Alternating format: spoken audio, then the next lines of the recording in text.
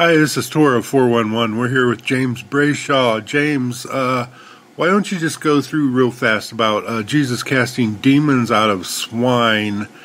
If demons aren't real and Satan isn't real and stuff, can you explain this real quick for us? So we're going to do it in 4 minutes or less because, folks, your time is that important, and I want to make sure we just get the main points out so we're not rambling on and on. We can refer you to the Imaginal Satan series. I'll put a link up where you can read the entire chapter on this topic. But some things we need to know is this. That particular event occurred when there was a lot of Aramaic cultural ideas and beliefs and understandings going on.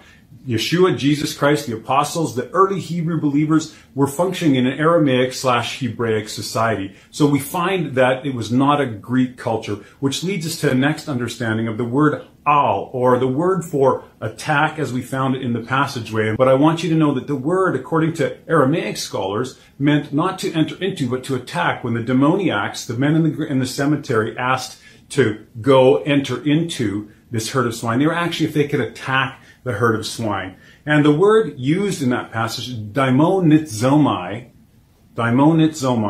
was a term that didn't mean somebody is actually filled or inhabited by a demonic supernatural entity. It's a word that meant a person was struggling with an illness or a malady or some very severe situation. In fact, we find all throughout the biblical history and biblical text, demon and daimonion means a person might have an illness or a false belief or idea or a few other things which we're not covering today. We also find that there were lunatics in the period who were often cast away. They were ostracized as pariahs, and they were asked to go stay in the cemeteries and catacombs.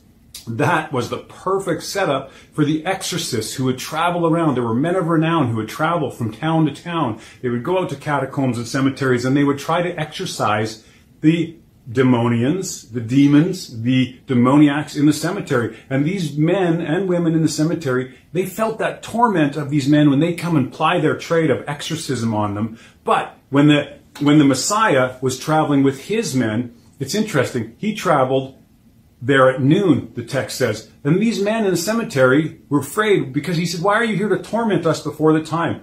For them, the time meant after supper. But here he was there at lunch. This was not a reference to an eternal judgment of a supernatural spirit being. So, the 10th Roman Regiment, we need to know about that as well if we're going to understand that passage. There was a marching band of Roman soldiers. The 10th Roman Regiment, they marched in the area to patrol it. They marched under the banner of the boar or the swine. So, was it possible that that was the group that was driven into the sea or attacked by the people in the cemetery after they were liberated from their illness by the Messiah? So it's the next point we're going to look at is driving someone into the sea is a euphemism for pushing back a military group. It doesn't necessarily mean that 2,000 pigs were seen cascading down a cliff 6 to 10 miles away, according to the geography, into the sea. Is it okay for the God of the universe coming as the Messiah, if that's who Jesus was, to kill a herd of swine? Well, he would have been punished as a criminal if he would have killed thousands of swine at his word. And it was very clear to everybody in the city that this man who caused this to happen needed to leave the area. Not because he was a swine killer, but because he was the one that liberated men who then attacked the Roman regiment, and repercussions were going to come upon the entire area by the Roman legion and the Roman military. Lastly, if you were a demon and you were requesting of the Messiah, "Hey, I'm in this living thing, you're going to cast me out, can I go inhabit another living thing?" You would have to say no. The demons would have to receive a no from the Messiah. The Messiah doesn't honor the requests of demons to go inhabit other living things.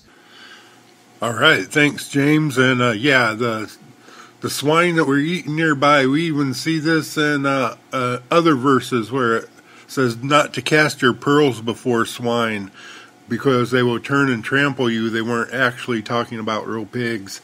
Actual swine that guarded the cemetery was the 10th Roman Legion of the Strait, which was an army of Romans, and they had different legions, throughout the area. And after these demoniacs attacked the Roman legion, they asked Jesus to leave because they were afraid of Roman retaliation. Good stuff, James, and thanks for explaining that real quick and so fast also. Till next time, shalom, everybody.